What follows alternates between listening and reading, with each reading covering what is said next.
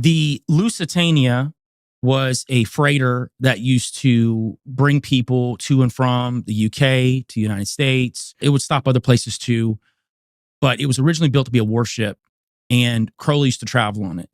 Well, when Crowley was in the States during the 1914 to 1919 stretch, and we know this through mainstream knowledge about Crowley, that he was working with German intelligence in New York.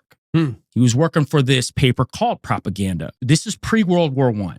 So at the time, it's ramping up overseas. World War I is getting close to culminating. We've got all kind of friction going on all around the world.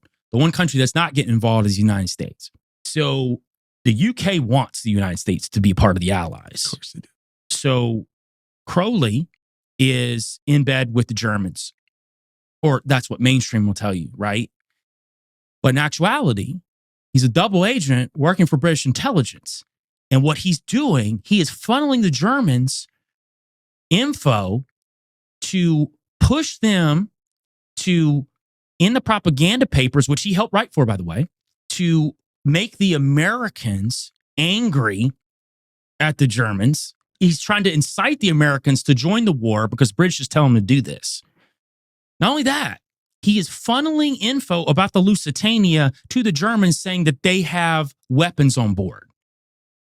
So now they have a U-boat waiting close to the UK where it's going to come dock. He's got this whole thing set up through British intelligence to when the Lusitania goes to the UK, this U-boat hits them with a torpedo, blows it up, kills all these Americans on it.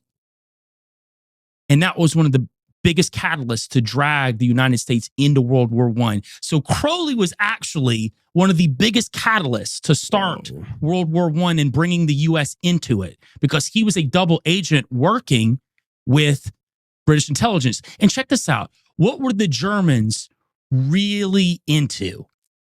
The occult. Think about it. The Ubermensch. So they were into the cult well before Hitler came. Well before Hitler. Wow. Wow. That's wild. And just think about a guy who is that well adept into the mystery schools and alchemy and the occult, and he can come in there and showcase all these things. They believe him. Yeah. And they don't even think he's working for British intelligence. This is the best part.